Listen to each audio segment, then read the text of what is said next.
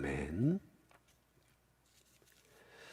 제가 처음 홍천의 모곡이라는 곳에 목회를 나갔을 때 그 홍천이라고 하는 지역 주민의 그 마음이 꼭 바로와 같이 여겨졌을 때가 있었습니다. 오랫동안 지역을 다니면서 이제 전도했지만 한 사람도 이제 전도가 안 돼서 새벽에 하나님 앞에 엎드려 기도할 때 꼭 이 백성이 바로의 마음과 같습니다 라고 그렇게 기도했던 것이 이제 생각이 납니다. 꼭 바로처럼 마음의 문이 열리지 않고 예수님의 복음을 받아들이지 않는 것처럼 보였는데, 그러나 결국에는 예수님 앞에 나오는 영혼들이 많아졌음을 볼 수 있었죠. 마찬가지로 여기 우리 회원동에 왔을 때도 이제 처음 지역 주민을 만나 전도할 때도 이제 사람들이 했던 말은 우리는 불교 믿는 사람이니까 오시지 말라고, 또 어떤 분은 아니 목사님 저한테 전도하지 말고 다른 사람한테 하시라고, 저희는 안 믿을 거니까 괜히 여기서 애쓰지 마시고 다른 데 힘쓰시라고 이제 이렇게 했던 분들도 이제 적지 않았습니다.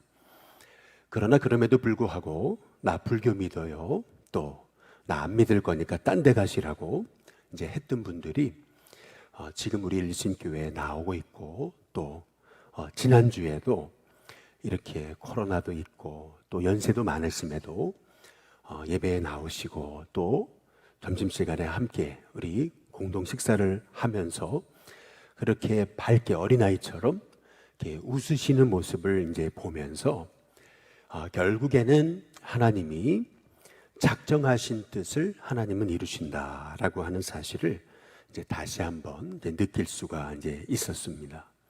오늘 여기 2절 끝에 부분에 보면 너희는 내가 여호와인 줄 알리라. 이 바로의 마음을 완악하게 하시고, 그리고 결국 바로가 이스라엘 백성을 출애굽하는데 내어 주게 되는 사건, 이 모든 것은 하나님이 하나님 되심을 나타내시는 그러한 놀라운 일이라고 하는 이제 사실이죠. 사실 우리가 입장을 바꿔놓고 생각하면 바로가 쉽게 이스라엘 백성을 내어준다라는 것은 이것은 엄청난 포기와 결단이 아니고서는 이제 어려운 것이라는 것을 우리가 알 수가 있습니다. 이제 그 이유는 이스라엘 백성이 이제 아이들까지 부녀자들까지 다 포함하면은 200만 명쯤 되는 그 엄청난 인구가 아니겠어요?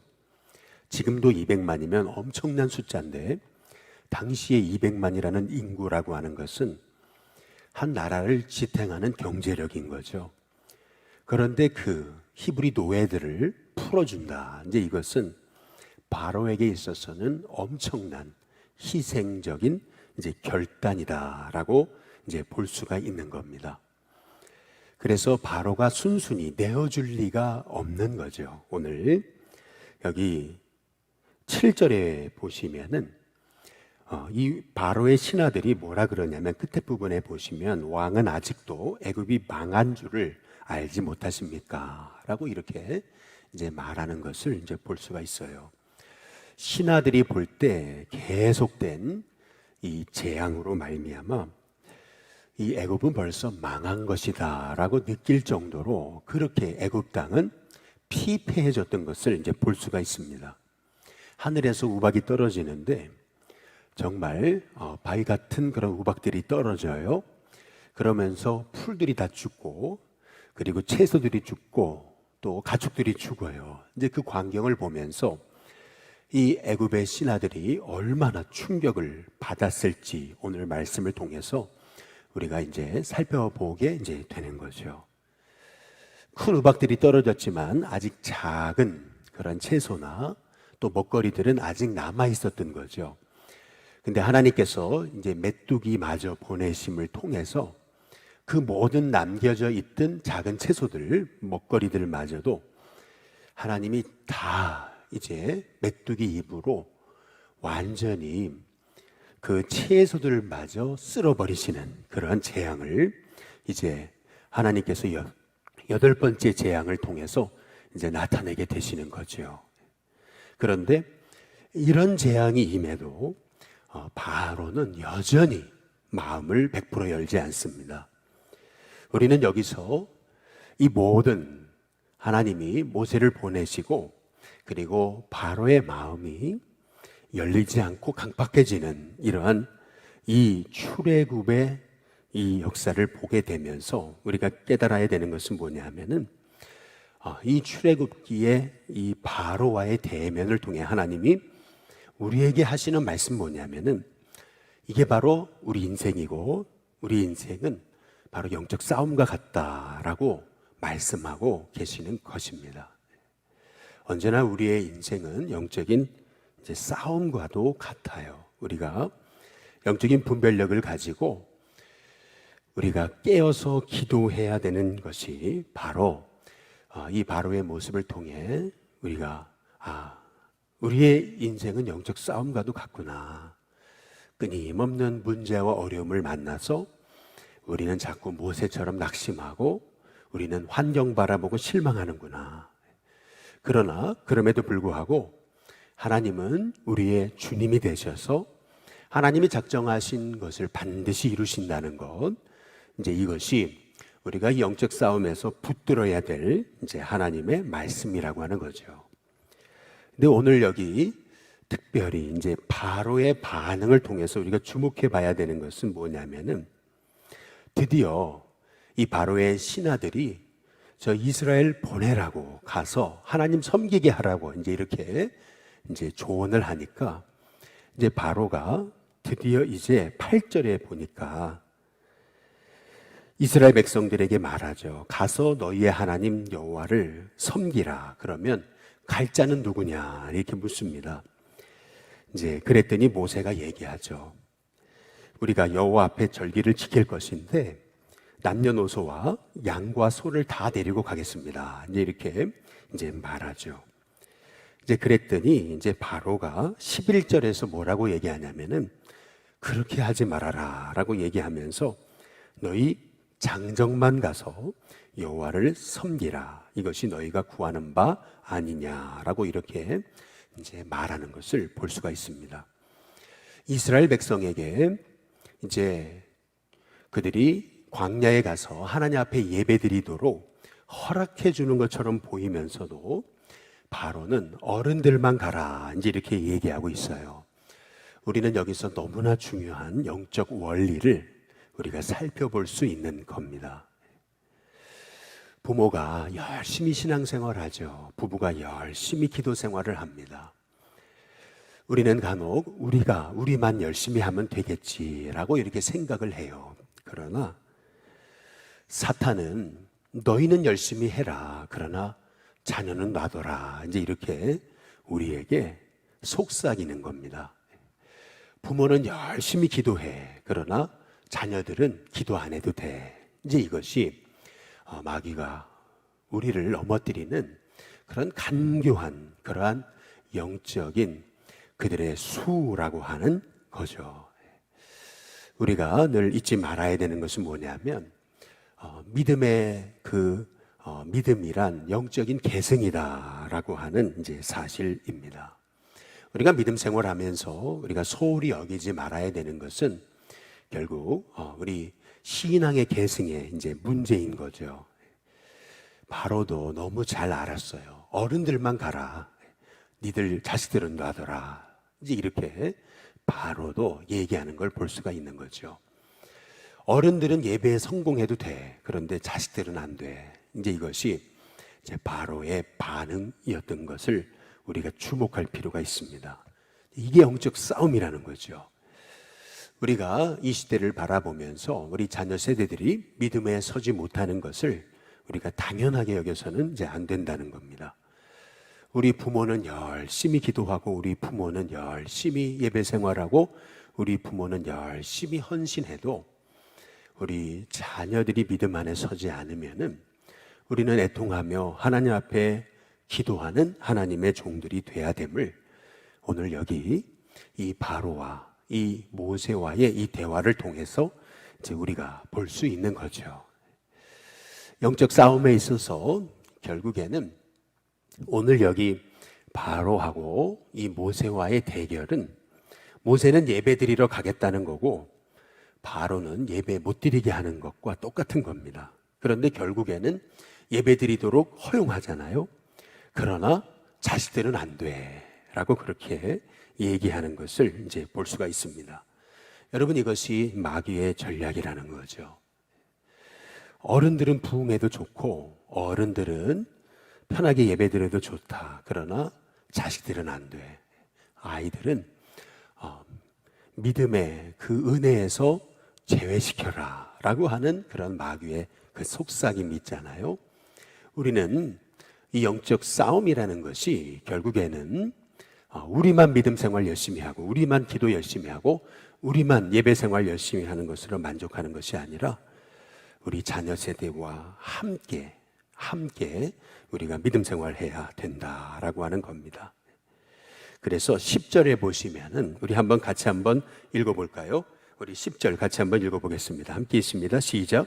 바로가 그들에게 이르되 내가 너희와 너희 어린 아이들을 보내면 여호와가 너희와 함께함과 같으니라.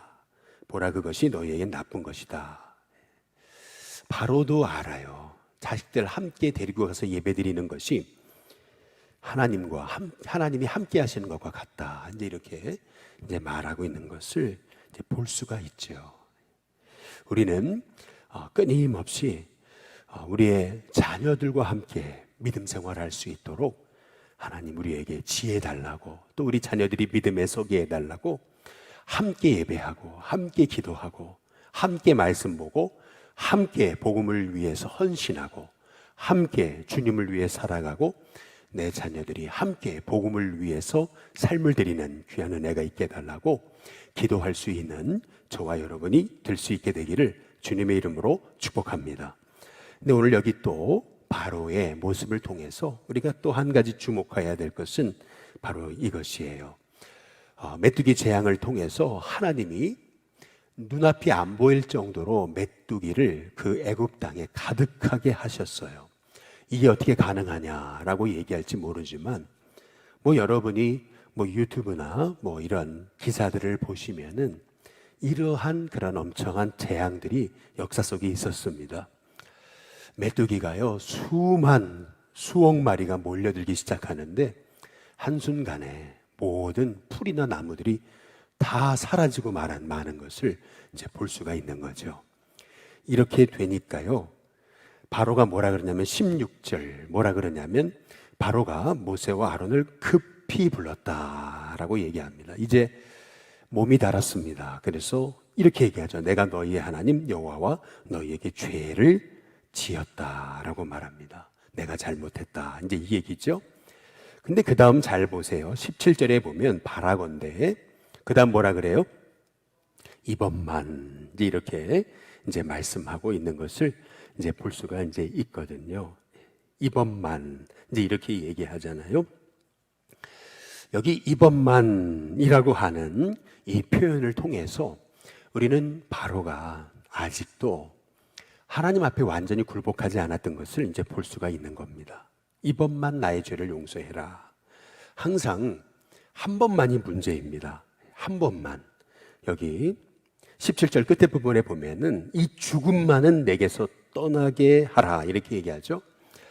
지금 바로는 거의 죽게 생겼음을 느꼈다라고 우리는 이 말씀을 통해서 알 수 있는 거죠. 거의 죽게 됐는데도 바로의 마음이 아직도 하나님 앞에 완전히 굴복하지 못하는 것을 이제 볼 수가 있습니다. 항상 우리가 믿음 생활하는데 우리가 분별해야 되는 것은 뭐냐면 이것도 영적 싸움이죠. 항상 한 번만이 문제인 거예요.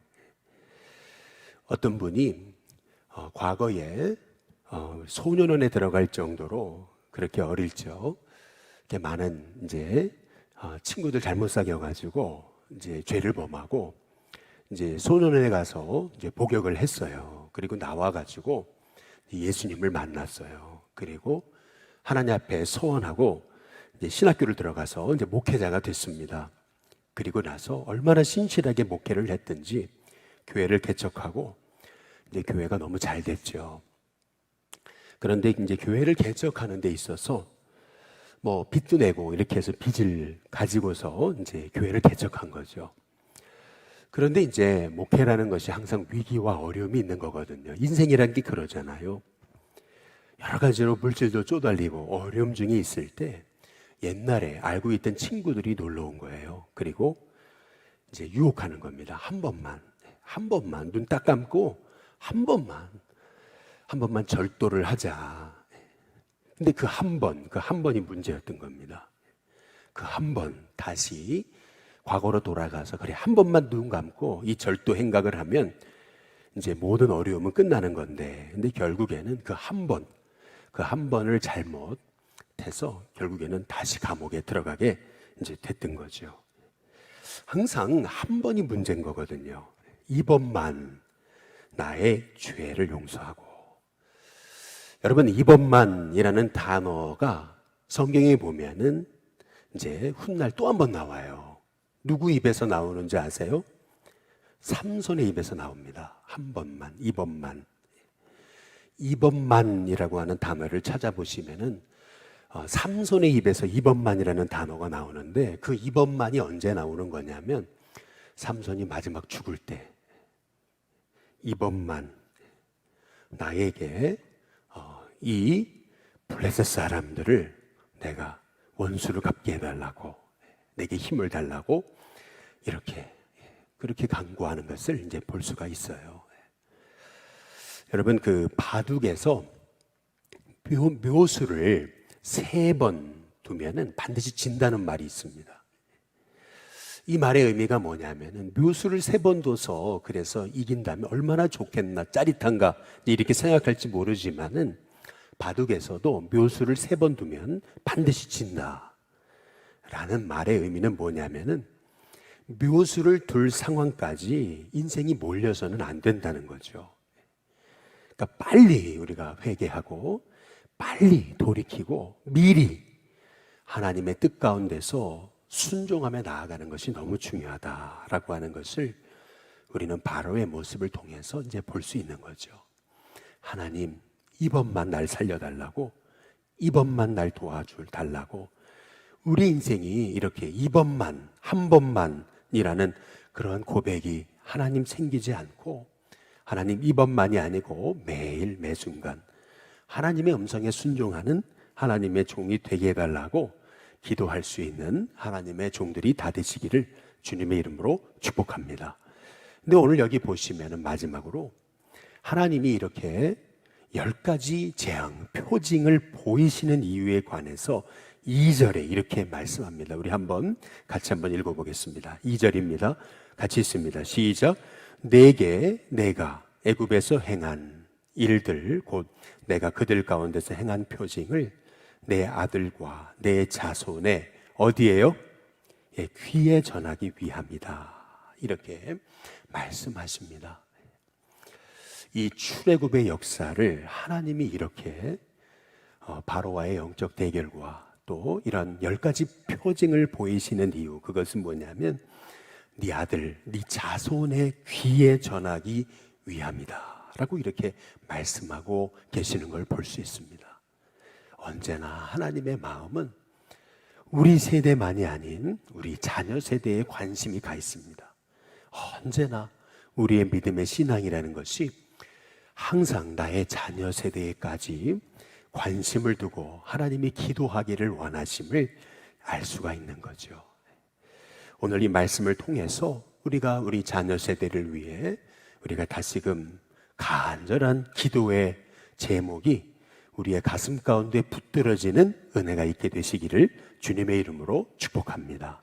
우리 자녀 세대가 어느덧 선교지와 같은 그런 상황이 되어버리고 지금 우리 자녀 세대의 그 영적 싸움이 너무나 치열한데 우리가 하나님 앞에 엎드려 하나님 앞에 기도할 때인데 바로의 마음에 속아서 네 어른들만 가라, 자녀들은 내버려둬라, 네 어른들만 은혜 받으면 되는 거 아니냐라고 하는 그러한 그 마귀의 속삭임에 우리가 속지 않고 하나님께서 우리에게 원하시는 것, 바로 우리만이 아니라 우리 자녀들도 함께 믿음 안에 서서 절기를 지키고 예배드리는 그런 믿음의 세대로 세워지는 것, 그것이 하나님의 마음이심을 깨닫고 오늘 이 새벽에 하나님, 우리가 다시 기도하기 원합니다. 다시금 우리 자녀들이 믿음 안에 서기 위해 우리 다음 세대를 위해 엎드려 기도하기 원합니다. 하나님, 이 땅을 불쌍히 여겨주시고 우리 가정을 불쌍히 여겨주시고 또 우리 가정을 믿음의 가정으로 세우시고 이 땅에 하나님이 택하시고 주목하시는 그런 귀한 아브라함과 이삭과 야곱과 요셉의 가정과 가문으로 우리를 삼으시옵소서. 기도할 수 있는 저와 여러분이 다 되시기를 주님의 이름으로 축복합니다.